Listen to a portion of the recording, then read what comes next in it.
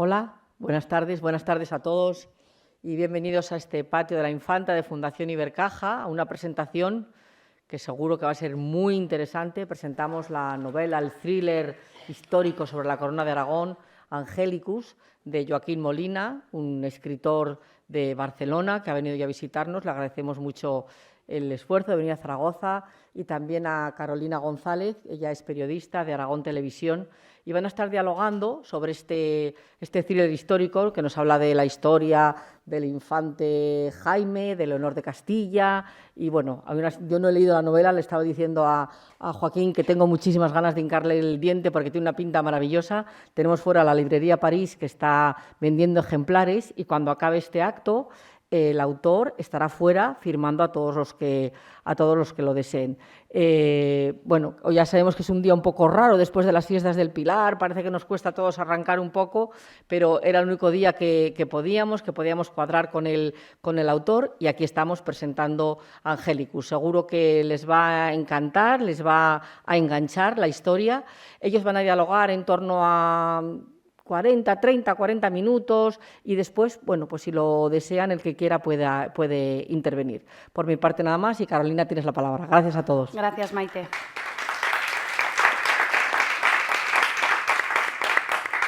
¿Qué tal? Muy buenas tardes a todos. Gracias por estar en este lunes tan lunes, ¿verdad? Después de las fiestas del Pilar, que ya le decía antes a Joaquín, es un lunes muy lunes, que hemos vivido las fiestas intensamente, pero bueno, aquí estamos con ganas para hablar de literatura y la ocasión merece la pena. Joaquín, bienvenido. Gracias, muchas gracias a Maite, a Ibercaja y a ti, Carolina, por haber aceptado, y a todos ustedes que están aquí con mucho mérito, precisamente por las circunstancias festivas.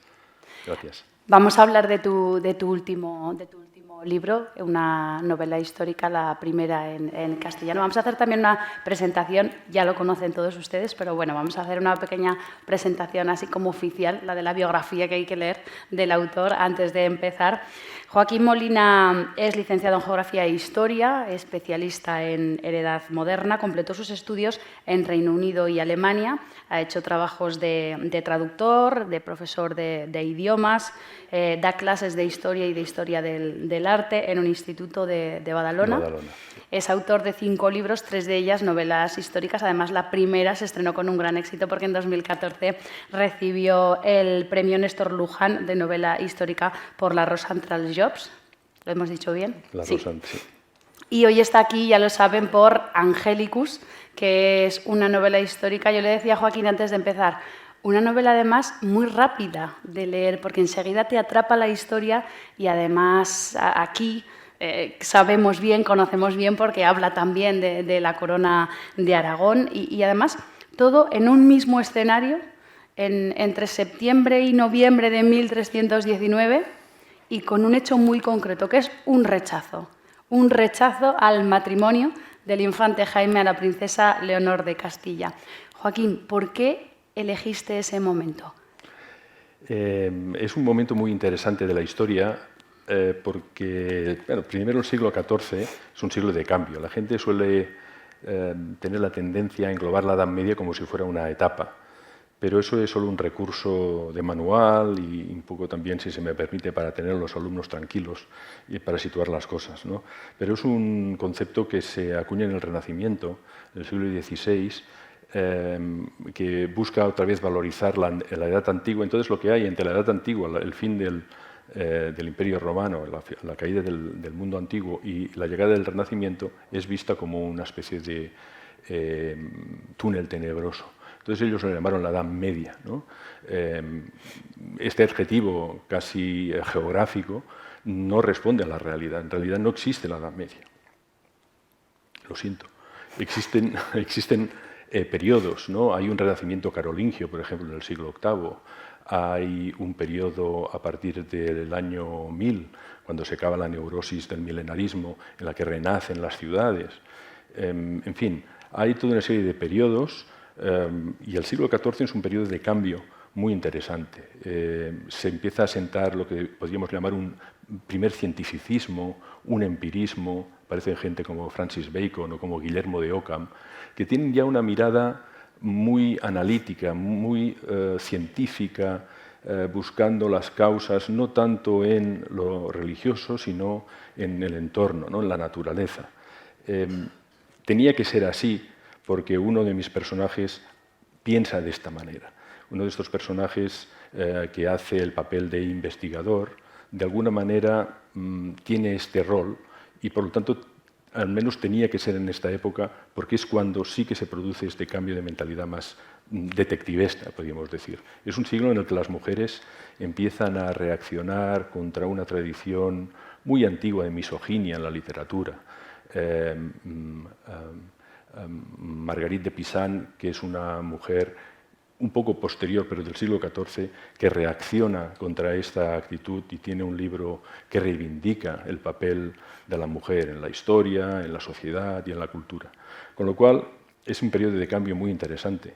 Este cambio se verá hundido por la peste negra, que es una catástrofe, una pandemia terrible, ¿no? Que cambiará mucho las cosas. Pero es un periodo realmente lleno de cambios y de elementos muy atractivos. Y además pasó este hecho que es real, ¿no? La renuncia de un infante de la corona de Aragón, Jaime, el hijo de Jaime II, el primogénito, que renunció a la corona, y no solo a la corona, sino al matrimonio con la infanta Leonor, la hija de Fernando IV, la nieta de María de Molina, en aquel momento la regente de Castilla. Eso en la época provocó una crisis política y diplomática con Castilla y una crisis dentro de la corona, un vacío de poder que podía haber aprovechado la nobleza para levantarse. Este tema siempre me interesó, Carolina, siempre desde la carrera busqué un poco este empecinamiento, ¿no? Por la renuncia a la corona y al matrimonio para entrar en la clausura. Ahí había una serie de elementos que siempre me interesaron mucho y podríamos decir que indagué en las fuentes, en mi época de estudiante, en el archivo de la Corona de Aragón. Tuve la oportunidad pues, de ver documentos, de ver cartas. En la carrera estudiamos paleografía, eso es un lujo, ¿no? Porque te enseñan a leer, a descifrar una escritura que se llama de Cancillería aragonesa, que es muy críptica. Mis compañeros que estudiaban otras carreras decían: ¿pero qué haces? Pero esto, estás estudiando una letra que escribí en el siglo XIV. Bueno, la verdad es que 25 o 30 años después tiene sentido, ¿no? Toda la vida tiene sentido. Ahora ha tenido sentido porque he podido aplicar todo eso y recoger, ¿no? ese conocimiento que yo tenía para ponerlo en la novela. Al menos la parte no ficcionada, sino la parte real, ¿no? Después hay una parte ficcionada que, si quieres, podemos comentar. Sí, porque efectivamente el hecho real es ese rechazo del infante al matrimonio, pero luego a partir de ahí es ese thriller con todo lo que pasa. No vamos a dar muchos detalles por si alguno estaba a medias del libro y no se lo ha terminado, pero con todo lo que pasa dentro de ese castillo y también la amplia variedad de personajes que hay. Dices que hay temas como muy modernos, hay mucho cambio en esa época, pero hay cosas que no han cambiado tanto, porque 7 siglos después siguen vigentes muchos de los temas que tratas tú, sobre todo el principal, ¿no? El motivo de ese rechazo del infante, que es el tema de la sexualidad, el tema del género, el tema de la identificación y sobre todo de la homosexualidad no permitida, que hay que buscar al final todo tipo de subterfugios para que cada uno pueda ser mínimamente feliz también en esa época. Efectivamente, sí. Aquí intentaré ir con pies de plomo para no hacer un poco de spoiler y aguar la fiesta a aquellos que pues, tengan a bien leer la novela o que están a medias. Pero sí que detrás del comportamiento del infante, los historiadores han unido puntos y han no solo valorado lo que se dice, sino también los silencios, ¿no? Hay algunos cronistas que pasan de puntillas sobre el tema, otros que conocieron a la documentación y que no la citan o que la citan pero a medias. Un historiador aragonés, Jerónimo de Zurita, por ejemplo, un gran archivero que se dedicó a recoger documentos para escribir una gran historia de Aragón, los Anales de Aragón. Cuando habla del infante y dice que él, ¿no? Pues se dedicó o rechazó la primogenitura y rechazó a la infanta, nos dice, os voy a leer, porque esto lo dice Zurita en el siglo XVI. Zurita fue el historiador de Felipe II, y en estos documentos que él vio en directo, sabía leer también caligrafía del siglo XIV y del siglo XV, nos dice, por ejemplo, vamos a ver, aquí Zurita, efectivamente, en el libro sexto, capítulo 23 de sus anales, tiene muchísimos libros, dice, claramente decía el infante que esto no lo hacía por Dios. Esto es la voz de Jerónimo de Zurita, en el siglo XVI. No lo hacía por Dios, sino por otras causas y razones. Su propósito no tenía fundamento en virtud, sino en cierta obstinación y pertinacia. Dejó la pesada y molesta carga para que con más libertad se pudiese entregar a todo género de vicios. Hombre deshonesto y de viles y bajos pensamientos, sin que bastase ninguna corrección del rey su padre. No dice nada más y pasa a otro capítulo. Esto y el hecho, por ejemplo, esta carta es verídica, es la letra del infante y yo tuve la ocasión de leerla cuando estudiaba. Está escrita, como os comentaba antes, en letra de Cancillería aragonesa y es la que escribe el infante a su padre. Una carta muy sincera, muy dura también, por el hecho de que en esa época esta relación de padre-hijo era mucho más distante. En la majestad del rey, el hijo se atreve, ¿no? Se atreve a romper ese espacio de, vamos a decirlo así, de autoridad, y le dice, le confiesa a su padre, jamás he yacido con hembra. Tiene 22 años. En el siglo XIV, con 22 años, ya tenían hijos legítimos y una pléyade de hijos por todo el reino. Sí, era lo habitual, vamos a decir, en la época, ¿no? Sí. Entonces, no yo, no he sido el primero, pero otros historiadores han visto ahí una huida, ¿no? Una huida ante una situación que les resultaba insoportable al infante. Hasta aquí los hechos reales, los hechos verosímiles. A partir de esta historia yo tramo otras en las que explico un poco qué es lo que pasó ahí, ¿no? Y hay pues una serie de asesinatos en los cuales participan una serie de personajes que tienen mucho interés en que algo no salga a la luz.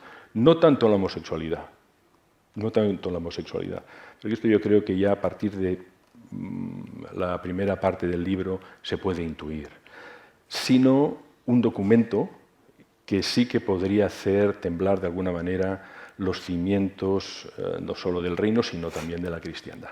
Un documento muy comprometido, que de alguna manera podría dar apariencia legal a esta tendencia sexual, esa pulsión sexual que tenía el príncipe. Claro, es un documento además de un nombre bastante complicado, yo me lo he tenido que apuntar, que es Adelphopoiesis, sí. Y es un documento que existía en el siglo XIV y era un documento, digamos, como para regularizar de cara a la sociedad la convivencia entre dos hombres. Efectivamente. Llamaban hermanamiento, pero bueno, pero era un documento real que existía. Era un documento real, sí. En el mundo griego recibía el nombre de Adelphopoiesis, que quiere decir hacer hermanos.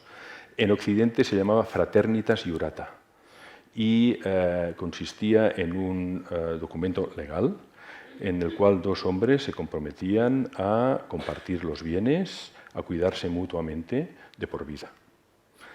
Hasta aquí el hecho. A amarse y a respetarse. Se hacía bajo la vocación de dos santos, Sergio y Baco, que fueron dos santos del Bajo Imperio, del mundo griego, martirizados.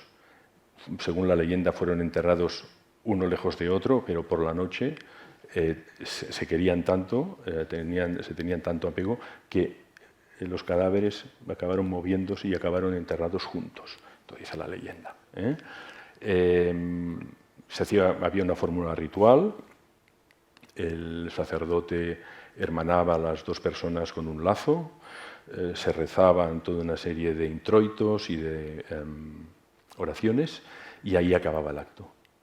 En Occidente se conoce como Fraternitas Iurata, y existen algunos documentos Precisamente este verano, principios de verano, en La Vanguardia salía un artículo donde unos historiadores habían exhumado un documento, creo que en Ourense, donde efectivamente, ¿no?, se consagraba este tipo de unión. Y también fuera de aquí, ¿verdad, Joaquín? Y después fuera de aquí. En Gran Bretaña también. Precisamente contemporáneo al infante Jaime, quizá él supo algo. Sin duda que la noticia corrió por el resto de Europa. En Inglaterra, Eduardo II de Inglaterra estaba enamorado de su mejor amigo. Se llamaba Pierre Gaveston, era un gascón, y la reina francesa, Blanca, de Anjou, molestísima, en fin, muy airada, pues que no le hacía ni caso al rey, ¿no?, Eduardo II. Y con este joven, con su amigo Pierre Gaveston, tenían un contrato, digamos, como de hermanamiento. No solemnemente, él declaró pues, que se unía por unos lazos de amistad, ¿no?, muy íntima con este amigo suyo. Al final, en Inglaterra, la corte, una parte de la corte, una parte de la nobleza, acabó con la vida de Pierre Gaveston, fue ejecutado, y el rey acabó mal también, ¿no? Hubo una revuelta y fue asesinado, ¿no? Aunque nunca se supo dónde lo enterraron. Eduardo II, ¿no?, acabó también sus días asesinado en una conspiración. Hombre, que era algo que existía desde luego, porque además una frase, voy a leer también la cita de la reina María de Castilla, de María de Molina, que habla un poco también de la hipocresía social que había entonces, que dice: esto sucede en todas las casas, nada de lo que ha pasado aquí se sabrá jamás, nadie ha de conocer el secreto del infante, a nadie le gusta tener casos así en casa, aunque los hay en todas las casas. Esto lo dice la propia reina. Sí, porque aunque María de Molina, como reina regente, naturalmente está airada, ¿no?, porque a su nieta la han dejado plantar en el altar. Lo que pasa es que lo que no quería María de Molina era una guerra con Aragón en ese momento, ¿no? Castilla estaba en una situación muy complicada, la minoría de edad del futuro Alfonso XI, y había facciones en la corte. Otro de los regentes, el famoso don Juan Manuel, el que después escribirá pues, los cuentos, ¿no?, el gran literato, pero que era un hombre muy conspirador, ¿no? Era un noble que siempre estaba tramando, ¿no? Y es muy probable que si eso se hubiera sabido de alguna manera, don Juan Manuel, entre otros, pues hubiera invadido la parte que a él le correspondía, que era la zona de Murcia, y hubiera entrado pues, en la zona del Reino de Valencia. Es decir, que la reina lo que quería era, de alguna manera, mantener la paz con Aragón, y Aragón, naturalmente, también, ¿no? El rey Jaime II se excusa ante la reina María y entonces buscará la manera en el futuro de compensarla. La compensación será que cuando muere el hermano de nuestro protagonista, el infante Jaime, el que se mete a monje, renuncia y es su hermano Alfonso, llamado el Benigno, el que acepta la corona. No le gustaba nada, pero dice, bueno, mi hermano mayor se ha renunciado, entonces yo seré rey. Cuando éste queda viudo de su mujer, Teresa de Entenza, se casa en segundas nupcias con la novia de su hermano, la princesa Leonor, la despechada en Gandesa. Y entonces dicen, pues ahora te casarás, ¿no?, con el nuevo rey, con el hermano del que te dejó en el altar. Y Leonor ya no es una preadolescente, porque cuando el infante Jaime la rechaza en la iglesia mayor de Gandesa, en la iglesia hospitalaria de Gandesa, ella es una preadolescente, es una chica de 13 años. Cuando vuelve a Aragón tiene ya 20. Ya viene ya preparada y viene con ganas de, no venganza, pero de poner las cosas en su sitio. Lo primero que hace es pues, tener 2 hijos con el rey, ¿no? Aunque el rey tenía un primer hijo del primer matrimonio, ¿no?, Teresa de Entenza, que será el futuro Pedro IV, el ceremonioso, ¿no? Ahí hay otra novela, ¿no? Claro, ahí hay otra novela. Porque claro, Puede ser la siguiente. Puede ser la siguiente. Claro, esta infanta, ¿no?, que ha masticado la humillación, ¿no?, que ha tenido que tragar mucha bilis durante muchos años, no yo, que soy hija de reyes, como, ¿no? Entonces ella cuando vuelve a Aragón viene pisando fuerte, viene pisando fuerte. Viene dolida también. Viene dolida, efectivamente. Es entendible. El papel de la mujer o de las diferentes mujeres que planteas en el libro, decías tú antes que también era una cierta época de misoginia también en la literatura. Planteas varios perfiles, pero prácticamente todos son mujeres fuertes, cada una en lo suyo, mujeres valientes, desde Pueyo, digamos, en el rango social, en el escalafón más bajo, hasta la propia Leonor, hasta la propia princesa. Cada una en lo suyo se defiende, es valiente y afronta las cosas como vienen, que por cierto para ninguna vienen bien, para ninguna. Efectivamente. Sí, son mujeres fuertes. Yo no sé ahora si me voy a meter en un jardín peligroso, pero el empoderamiento de la mujer no es nuevo. O sea, ha habido mujeres que han mandado mucho. ¿Por qué? Porque estaban en la alcoba con el rey y mandaban porque estaban con él, conocían sus debilidades, conocían dónde podían apretar más o menos, tenían influencia. En la Edad Media había 3 cosas que eran fundamentales para el poder. Una era el linaje, de venir de una familia con héroes en el pasado, ¿no? Eso daba prestigio. Otra era patrimonio, tierras, eso daba riqueza material. Y otro era privanza. La privanza era estar cerca del rey, estar al lado del rey. No había internet, no había WhatsApp. La cercanía al rey era la cercanía al poder. Y las mujeres estaban al lado del rey, ¿no? Estoy hablando de la reina, pero también pues, Elisenda de Moncada, ¿no?, que fue la primero amante y después mujer de Jaime II. Ya en su senectud, pues esa mujer tuvo mucha influencia, ¿no? Pues a la hora de hacer que el rey pues, donara dinero a un monasterio en Pedralbes o que fuera en Santas Creus, que un consejero fuera expulsado de la corte, tenía mucho poder. Y aquí yo de alguna manera he reflejado eso, ¿no? El aya de la infanta, ¿no?, Sancha de Velasco, que es un personaje histórico y que es la que viene con la infanta 10 años después. Regresa con ella en esas segundas nupcias, vamos a decir, que no fueron tales, pero regresa con ella. Y esta aya es la que le dice, tú no puedes humillarte, ¿no?, porque las es decir, pagar a la Casa de Castilla, pero tu trabajo es como bordar. Claro, las mujeres siempre en la Edad Media las imaginamos bordando, ¿no?, pero dice, no, pero bordar es importante. ¿Por qué? Porque necesitas determinación, saber lo que vas a dibujar, tener constancia, sacar hilos, ponerlos, tener una idea y un objetivo. Ese es tu trabajo, porque mandar es como bordar. Entonces no olvides nunca esto, ¿no? Esta lección que le da Sancha de Velasco, su aya, ella esto lo asumirá, ¿no?, y llegará y será una persona muy importante, ¿no?, y muy conspiradora.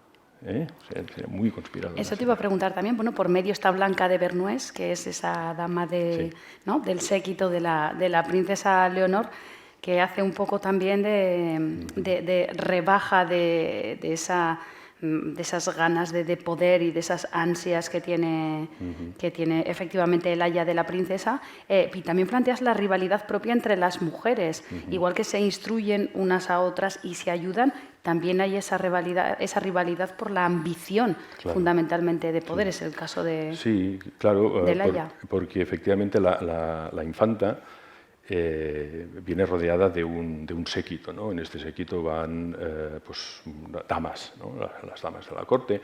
Algunas le enseñaban a leer en latín, otras le explicaban cuentos. La aya era la jefa, podríamos decir así, de este pequeño gineceo, vamos a decirlo así, ¿no? Y entonces ahí había, rivalidades, ¿no?, a ver quién estaba más cerca de ella, cómo se la influía, qué se le decía. Blanca de Bernués es un personaje inventado, este ha sido fruto de mi delirio, pero es un personaje verosímil, es decir, de alguna manera en el momento en que yo creo, cualquier escritor crea el mundo en el cual se debe desarrollar la historia, principios del siglo XIV, y tú tienes en cuenta unas mentalidades, unos valores, unas circunstancias, ese personaje ha de actuar de esa manera, ha de ser consecuente. Blanca de Beauharnais tenía que ser una mujer de su época, tenía que ser una mujer de su momento, leída. Estaba en la corte de Castilla era una corte muy abierta, a través de los puertos del Cantábrico, de la Andalucía Atlántica o del Mediterráneo, recibían influencias de todas partes, ¿no? Pero no deja de ser una mujer del siglo XIV, ¿no? Es sospechosa para el Aya porque no ha tenido hijos. No ha tenido hijos, ¿no? Muchas mujeres no tenían hijos, se metían en el convento. Fíjate, Carolina, hoy en día tenemos la idea de que se metían en el convento, no pobres, pobres. No, no, se metían en el convento para huir de la tiranía de los partos. Porque era un espacio seguro, de lectura, de reposo, de tranquilidad. Ahí las dejaban tranquilas. Y sobre todo de no presión también. De no presión, claro. Entonces, he hecho hacer este personaje este camino, ¿no? El camino del claustro y después de novicia y después se va, ¿no? Sale del claustro y ingresa en el séquito de la infanta. Pero me interesaba mucho este papel, ¿no? de la mujer que entra en la vida religiosa porque era un espacio, vamos a decirlo así, femenino, un espacio seguro y alejado de este rol, ¿no? Que era bueno, muy duro, ¿no? Porque la mortalidad posparto pues era terrible, ¿no? En la Edad Media era una de las causas principales de muerte. Por eso existía, por ejemplo, hemos hablado antes del tema de la fraternitas jurata, de este contrato, pero había otros, por ejemplo, el padrinazgo. Los padrinos, que ahora pues es poco folclórico, tenían una misión muy importante, porque el mundo occidental, el mundo medieval, estaba lleno de familias con padres viudos, por ejemplo. Estaba lleno de padres viudos. Y entonces estaba lleno de madrastas también. Todos los cuentos estos que hemos escuchado de los hermanos Grimm, ¿no? La madrastra. Pero esto refleja una realidad en la época, ¿no? Había mucha mortalidad femenina en la época, ¿no? Y me ha gustado imaginar a esta mujer en este espacio, ¿no? El espacio de la cultura y del claustro. Y es una mujer que, como tiene cierta libertad, pues también actúa en este sentido investigador. Sí, tiene un perfil muy cinematográfico también ese personaje. Hablas del convento, de la religión como ese escondite para las mujeres huyendo del parto, pero también un poco del matrimonio, ¿no? Porque al final, en aquella época como en otras, las mujeres las casaban muy jóvenes con hombres muy mayores. Eran al final matrimonios prácticamente todos concertados. Al final era una manera también de conseguir la independencia, claro. Ellas, ciertamente. Sí, sí, sin duda. Era así y claro, los matrimonios pues eran, es decir, esta idea del amor no entraba en la ecuación del matrimonio. El matrimonio era una estrategia familiar, en el caso de las familias más humildes, o era una estrategia diplomática en el caso de las familias reales y nadie ponía en duda eso, ¿no? Es decir, no me voy a casar porque no la quiero, porque no la conozco, claro que no la conoce, vive en Castilla. Claro, lo único que podían a veces recibir era un retrato, un dibujo, ¿no? en acuarela quizá, pero eso no se ponía en duda. Después existía pues, el amante, ¿no? Los amantes y... Sí, las intrigas palaciegas parece que no han cambiado mucho, ¿eh? No, parece que no. Planteas también la religión y la fe como ese escondite para las mujeres, pero también para el propio infante, ¿no? Al final se convierte no en una excusa, pero sí lo que decías, en un espacio seguro para cuando no quieres vivir en esa sociedad que te ha tocado vivir, conseguir tu parcela, tu rincón, sí. Tu propia privacidad y vivir tu vida de la manera más acorde a tu personalidad, ¿no? Le pasa lo mismo también al infante. Al infante, claro, de alguna manera es esa huida y ese espacio para él de anonimato, ¿no? La aspiración del infante es que dentro de poco salga del foco público, y lo olviden, ¿no? Lo que pasa es que con los monasterios en aquella época pasaba una cosa muy curiosa, ¿no? En principio los monasterios nacen como una manera de huir del mundo, ¿no? Se retiran, San Juan de la Peña, ¿no? O sea, en lugares lo vigilaban muy bien, ¿no? O sea, con agua, con fertilidad, pero buscaban un poco huir del mundo para rezar, ¿no? Entonces automáticamente cuando eso pasa, la sociedad, el mundo laico, es decir, el mundo no religioso, le gusta. Dice, bueno, ¿estos por qué se van tan lejos, no? Dice, ¿qué tendrán, no? Tienen el código para hablar con lo espiritual. Entonces se van a San Juan de la Peña, la gente que quiere hacer testamento dona tierras pues, para que se rece por su alma, la gente pues, que ha cometido pecados o que se arrepiente quiere purgarlos ofreciendo bienes a los monasterios. Los reyes también, los reyes necesitan a los monasterios para que se rece por el reino, para que se rece por las buenas cosechas, para que se rece por un buen matrimonio, para que al final el rey y la reina tengan un sucesor, ¿no? Los reyes donan dinero a los monasterios, se hacen enterrar ahí, los hacen lujosos, ¿no? Cuando en principio el origen del monacato es huir del mundo, pero al final se convierten, ¿no?, en, si me permites la expresión, son, como hoy tenemos centrales térmicas, ¿no?, de energía, eran centrales térmicas espirituales. Es decir, rezar, ¿no? Todos los monasterios de la Corona de Aragón rezando para que la mala cosecha se acabe, por ejemplo, ¿no? O para que la expedición de Sicilia tenga buen éxito. Eso tiene que funcionar. O sea, Dios está de mi lado, ¿no?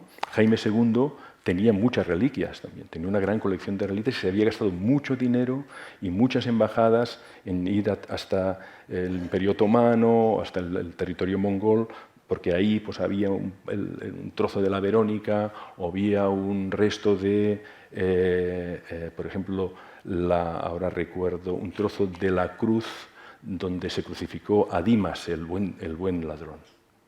Y eso lo tenía, ¿no? Y hoy, desde nuestra mentalidad científica, empirista, no podemos entenderlo. Pero para esa sociedad, donde lo que no se ve existe, pues es una sociedad espiritual, tener estas reliquias y tener monasterios con muchos monjes rezando era como hoy tener parques eólicos.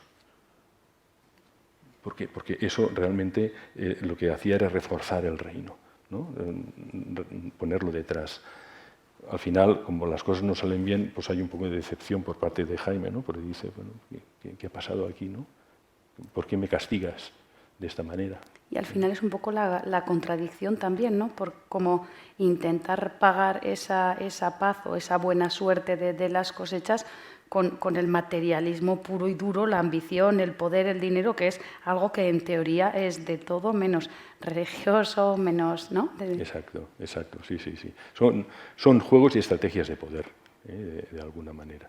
Pero bueno, que es una época muy espiritual, eso sin duda es así, ¿no? Es decir, era de esta manera. Y la prueba es, por ejemplo, pues que uno de los, entre comillas, investigadores, porque no había pues, policía en esa época, pues es un monje de la Orden del Hospital, el que sale en la portada, ¿no? Esa cruz, la cruz octógona de la Orden Hospitalaria, mitad monje, mitad soldado, un freire, que es el encargado de hacer las investigaciones, ¿no? Es un monje, ¿no? Un hombre que cree y que al mismo tiempo pues, está comprometido también con la lucha en principio contra el Islam. Sí, es verdad que hay como un thriller policíaco sin haber policías, pero con este componente de la investigación, de asesinatos, de secretos, de pasadizos. ¿Cómo se te va ocurriendo toda esa trama? Porque hablábamos de un hecho histórico, pero que luego tú lo vas trufando con cosas de tu propia cosecha para que se convierta en algo tan cinematográfico y además tan llevadero. Se puede leer perfectamente en un fin de semana, porque lo que decía yo al principio es que te atrapa la historia, es como una película, leerla, no verla sino leerla, y además con mucha información histórica que te sitúa en el castillo de de Miravet en ese año perfectamente. ¿Cómo se te va ocurriendo toda esa trama y con toda esa diversidad de personajes? La gestación es complejo porque en principio tú lo que has de tener es el bastidor histórico, ¿no? Esto no lo puedes mover. Es decir, si decides que pase pues, a principios del siglo XIV, lo que tienes que hacer es buscar pues, listas de personajes, ¿no? Cuando nacieron. Eso quiere decir que en 1319, que es el año de la novela, ¿cuántos años tenían? Esta 12, esta 13, este 25, este 70. Este quiero que salga, no, pues ya estaba muerto, pues no lo puedo poner, claro. Y entonces pues hacer un poco un estudio, ¿no? Pues Miravet es templario en esta época, no, ya no es templario. Lo había sido, es un castillo de la Orden del Hospital. El gran maestre, el primer maestre de la Orden de Montesa, que es una orden que crea en ese momento Jaime II, vivía así. Pues entonces es cuadrar, ¿no? el bastidor, vamos a decirlo así, al marco, y entonces a partir de ahí meter unas tramas, ¿no? Es un poco bordar también. Exacto, Ir bordando la historia, claro, como decías claro, antes. la palabra trama, o sea, ya te está diciendo que en el fondo estás imbricando cosas, estas tramas que al final has de recoger, ¿no? Te puedo decir que se me ocurrió porque me lo quiero pasar bien. Es decir, yo creo que el acto de escribir, uno escribe porque se lo quiere pasar bien. Yo creo que ya es una buena justificación. Divertirme, ¿no? Después me temo que siempre tengo que matar a alguien, ¿no? Un par de personas que sé que van a morir y en muchos casos a lo largo de la novela también descubro, por desgracia, que otro ha de morir, o dos o tres, ¿no? Al final de pues, todo me conduce a que este personaje también ha de caer, ¿no? Porque si no las cosas no cuadran. Al final a veces vas modificando la propia historia que llevas inicialmente en la cabeza. Sí. Es decir, ¿hay algún personaje que te pide morir? Algún personaje que no me lo pide, ¿no? Yo creo que le coges aprecio, ¿no? Porque estás con él, pero la trama te exige que si vive no puede haber. Si vivieran ciertos personajes ya te habrían desvelado muchas cosas, ¿no? Entonces, claro, hay que hacerlos callar y por lo tanto pues se han de sacrificar. Decías que es fácil de leer. Yo supongo que como soy profesor, y aquí hay un alumno que fue un alumno mío, muy brillante, por cierto, y él sabrá que yo siempre he intentado hacerlo ameno. Es decir, si la historia hay que hacerla amena. La historia es muy divertida. Es así, la historia es muy divertida. Y la historia de esta Edad Media, que no está la Edad Media, también es muy divertida, ¿no? Entonces, yo creo que se pueden explicar cosas con rigor, con profundidad, pero con amenidad. Esta novela no es un ensayo, no es el lenguaje del ensayo, es una elucubración artística sobre un fondo real. Y entonces, el hecho de pasármelo bien, yo creo que eso se transmite, ¿no? Y de alguna manera se contagia. Un poco como una clase, ¿no? Una clase en la que pues, tienes que explicar algo y dices, esto hoy no sé, porque es última hora, de 1:30, 2:30. Pues hay maneras de hacerlo, ¿no? Quizá pues, a través de una anécdota o a través de una historia de estas que a la gente le gusta, ¿no? Más así como morbosa. Ahí está el inicio de un cuento. La literatura nace así, ¿no? La literatura nace alrededor de un fuego en la antigüedad, ¿no? En el mundo prehistórico, con alguien que sabía contar cosas. Y así nacen las grandes obras de la literatura. La Odisea, la Ilíada nació así, un cuento oral, ¿no? Homero lo puso por escrito, pero mucho tiempo después. Esa historia venía contándose en el mundo griego desde hacía siglos, ¿no? Y yo, pues, humildemente, pues, me gustaría pensar que soy un continuador, ¿no? Un contador de historias.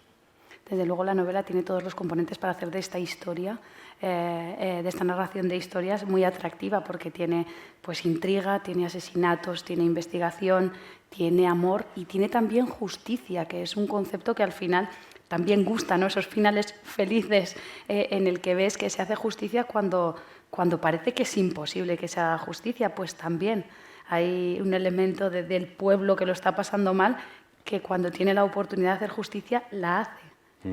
Eso también sí. te queda como un buen sabor de boca, claro, ¿no? Claro, sí, porque al final tú vas construyendo la No contamos, perdóname Joaquín, no contamos el qué, porque si no es hacer un spoiler muy grande. Claro. Hay algunos personajes que te sabe mal tener que sacrificarlos, ¿no? En aras de la trama, pero hay otros que les tienes ganas.